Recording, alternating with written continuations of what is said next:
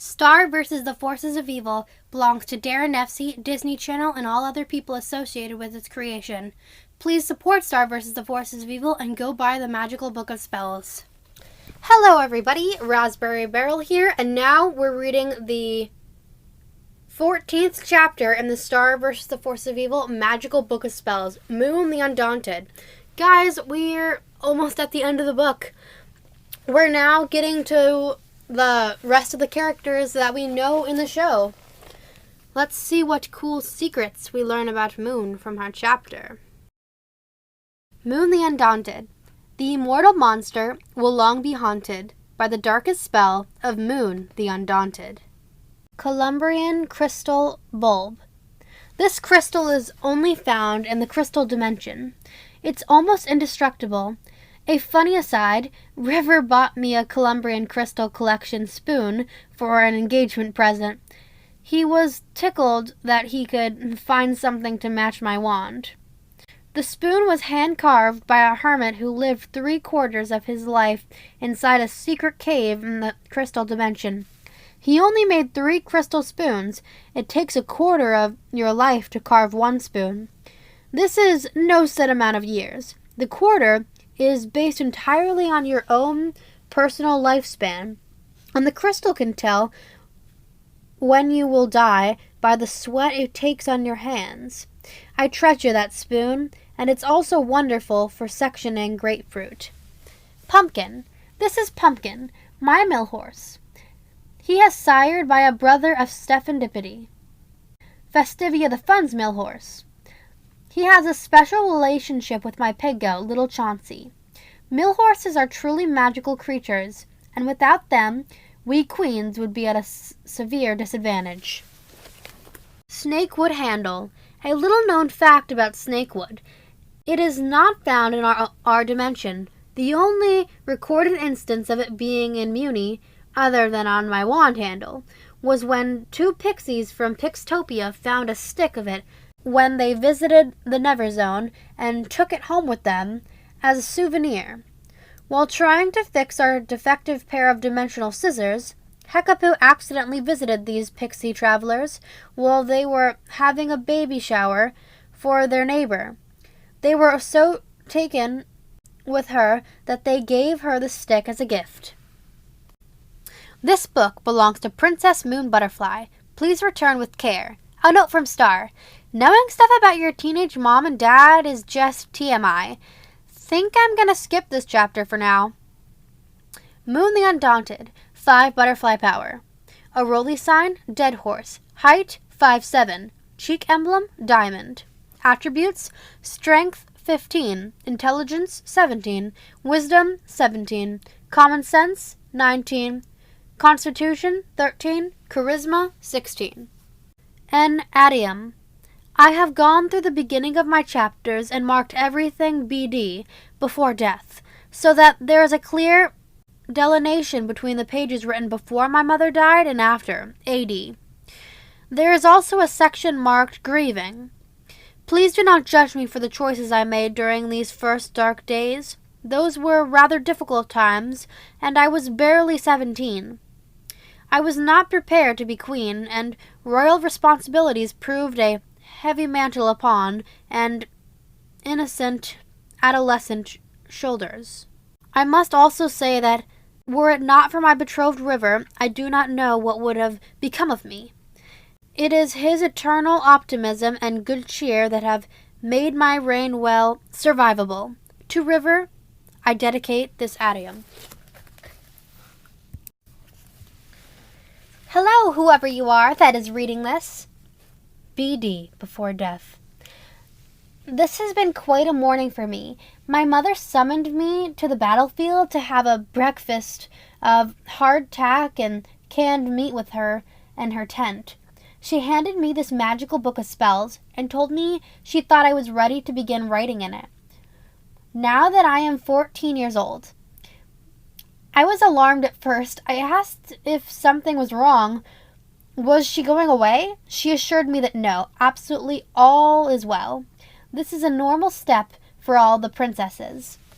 She led me on a tour through the military encampment.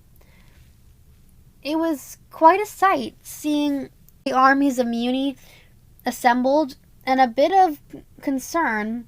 I must say, Mommy assures me that I need not to be concerned. These are just expresses to impress our might upon their foes. I was quite surprised to see that the Johansons, a records gallery of hard scabble warriors, were to provide us with reinforcements. I met their general, Lord Blork Johansson, and his son, River. River seems to be very sweet and a bit lacking in the gruffiness of the other Johansons. Anyway, Mommy says that most important thing I can do for the kingdom is to write any of my thoughts into this book. This is my own chapter, and one day other princesses will read my words just like I am reading the words of the other butterflies before me. For example, I spent the first evening after Mommy gave me this book reading all of Queen Skywind's chapter, and I must say I was thrilled and rather informed. I cannot wait to dive into the other chapters. It was lovely speaking to you, and I hope that these pages will one day be filled with all of my amazing spells to be. Yours truly, Princess Moon Butterfly. Hello, whoever you are that is reading this. Today was an incredibly special day. I have added a new member to my family, and it fills me with such joy to be able to introduce to you little Chauncey. Isn't he just divine? I love him so much already, and he has barely been in the castle for an hour. Mommy has promised to make pies for the whole castle in celebration of his arrival. She is so good like that, always thinking of others and how to feed them. Carrying little Chauncey home. Little Chauncey is a pig goat, with all of the best qualities of each animal. He's very smart and well-mannered, and he eats everything. He's also extremely loyal. Did I say that he's ridiculously sweet and loves to cuddle? I didn't? Well, consider that a mission permitted now.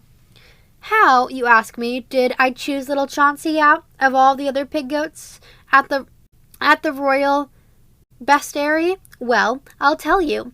He came over to me and nudged my head. When I looked into his incredibly beautiful eyes, I just knew it was Kismet. Mommy knew immediately that I had made my choice, so I carried him all the way home.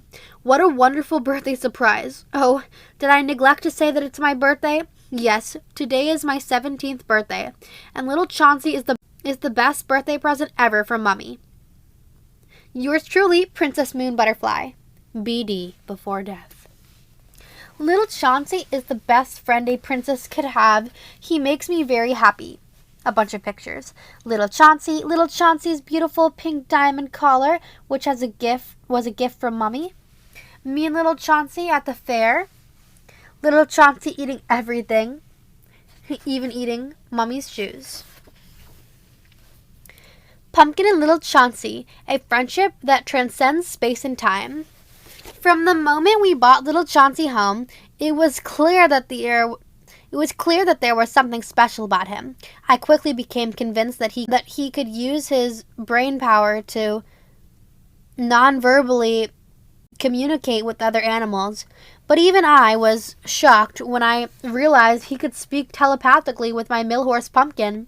They quickly became the best of friends, even though they were separated by the magic and space of my wand. And for a while, I actually found myself a little jealous of their connection. But I am so busy helping my mom run the kingdom that I cannot devote the time. I once did to little Chauncey, so who am I to be unsupportive of his need to find a connection with others? He is still my favorite confidant, and I trust him with my life. So I do, Pumpkin. BD. And there's some words kind of written and crossed out. Row upon young Kroll. Down can doltish countermen. Unicorns me? And there's a bunch of question marks.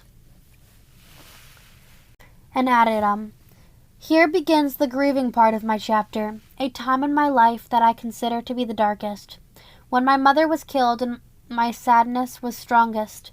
And I said before, do not judge me for the actions I took and the choices I made, especially where a particular former queen is so concerned. Written before I passed this book on to my daughter, Star Butterfly. The chapter Grieving. Hello to the person reading this. It feels as though my world has been turned upside down. Today began just as any other, but it is end. No longer am I the same Mew woman. My head hurts, my heart hurts, my soul hurts. It is as if everything that is good and right about the world has been taken away, and a dark cloud has descended upon my eyes. I'm still a teenager, and have to deal with something so terrible. I can hardly think straight. My world has turned gray. Princess Moon Butterfly. A mourning wreath made from my mother's hair. And that's where we're going to stop the chapter. So far you can see Moon was a really sort of happy, hyper, kind of excited girl about things before her mom died. And she had a good connection with her mom. And it's really cute hearing about her buying little Chauncey and taking him home. And her mill horse. And all these little pictures of Moon when she was younger. She just looks so happy and nice. And her first meeting with River also sounds really nice. And I'm very interested to hear about these choices she's a little ashamed of later in the future. So that's where we're going to end it. I hope you all enjoyed listening to this. Star vs. the Forces of Evil belongs to Daron Nefcy, Disney Channel, and all other people associated with its creation. Please go support Star vs. the Forces of Evil and go buy the Magical Book of Spells. Thanks and bye!